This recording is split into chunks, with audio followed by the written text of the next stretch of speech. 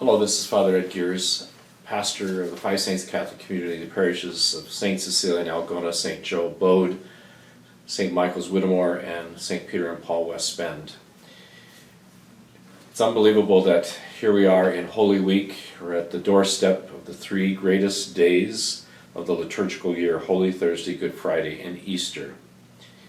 It's going to be so different for all of us celebrating Holy Week this year, especially those 3 days which we call the Triduum. But I'd like to remind everyone that the liturgical year in the Catholic Church is not to be something kind of like pie in the sky, doesn't matter to our daily lives. It is actually meant to help us to try to connect to our daily life through a relationship with Christ and with His community, the Church, the faith community, so that our daily life has everything to do with the liturgy that we're celebrating.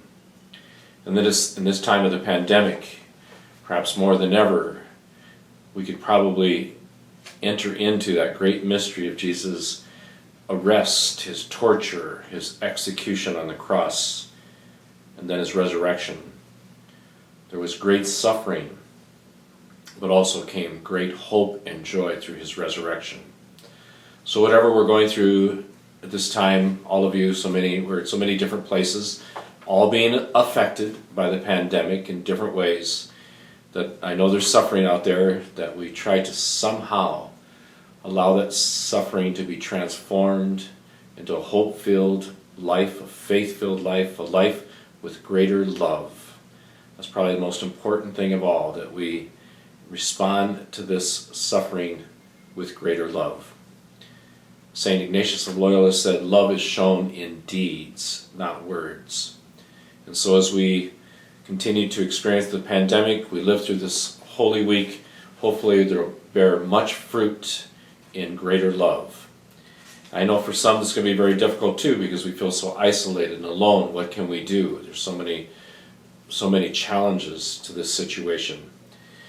But I was listening to a webinar, and it just kind of reminds us to try to be creative.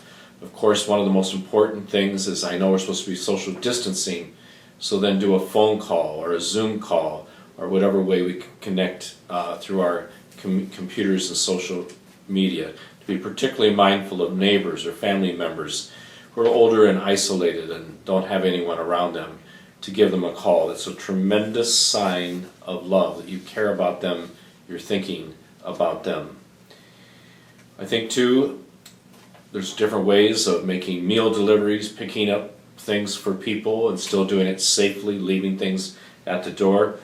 And I think a wonderful thing that was mentioned in this webinar is that if we are going to one of these services that is still open, like a gas station, convenience store, grocery store, the drugstore, whatever it might be, is to be sure to say thank you to the people that are working there, just to show our heartfelt gratitude for them to continue to be of service to the broader community. And maybe we can be creative in ways that we reach out to our healthcare workers, first responders, law enforcement people that continue to serve with notes or emails or signs of some kind. Sometimes maybe a phone call to a healthcare worker may not be the best if they're stressed and overburdened, but if they're a friend of yours, be sure to call and thank them. This is definitely a different time. Easter is a time of hope. So we can just pray that the knowledge that through the suffering and death of Jesus came new life and a new way of living and greater love and filled by the Holy Spirit, that we can trust that that can be our experience through this pandemic of the COVID-19 virus spread. Things are upside down. Also in a talk, a speaker was reflecting on kind of just how things are turned upside down. And like, for instance, in the Ten Commandments, the third commandment, we're supposed to keep holy the Sabbath, come together to worship, and we're not allowed to. The fourth commandment, honor your father and your mother, which that original commandment had more to do with younger adult children to take care of their elderly parents. And now we can't do that. We can't visit them. We need to stay away to keep them safe. We can't get into our care centers to talk to them. The fifth commandment, thou shalt not kill, has a whole new meaning now, as authorities and even the church itself is guiding us in social distancing and ways of being safe, because we could be carriers of that virus and bring about the death of other people. It is really serious business to take that commandment, thou shalt not kill, seriously in this environment and in this context. Or the eighth commandment, thou shalt not covet thy neighbor's goods, is to be sure that we don't hoard, whether it be the toilet paper or sanitizer. We make sure that everyone is served. Even the corporal works of mercy, many of those are difficult to do. We're supposed to clothe the naked, visit the sick and imprisoned. We can't do that. We can't go to those places. We're supposed to bury the dead, and yet we can't have visitations or large funerals at this time. So there's so many things that are difficult. But just remember, there's so many ways to love, to reach out to people and to connect to them. And always remember, too, that we're all in this together.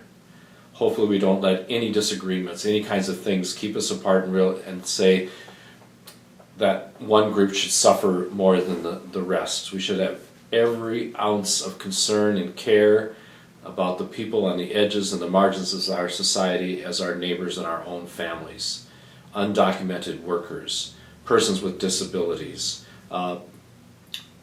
people who are at risk, that we care about all of them with our love. So as we come to this great Easter feast, let it be by our own actions. Let the Holy Spirit kind of come into us and guide us to help grow through this in greater faith, greater hope, and greater love. We will be Facebook Live tomorrow evening on Holy Thursday at St. Joe Bode, and on Friday for the Good Friday service at St. Michael's at noon. We'll be live streaming the Easter Vigil at 8 o'clock p.m. on Saturday. All these will be posted later, and live streaming Easter Sunday Mass at 9 a.m. from St. Cecilia's. The Easter Mass will be televised at St. Peter and Paul in West Bend at 10:15 on Sunday morning, Easter morning, and then be posted at a later time. So please join us with these. Let us stay connected. We are all in this together. Let's continue to pray together, pray for one another, and pray especially those who are most affected by this pandemic, those who are ill, and those who care for them, and those who continue to work in order to serve us. Thank you, and happy Easter.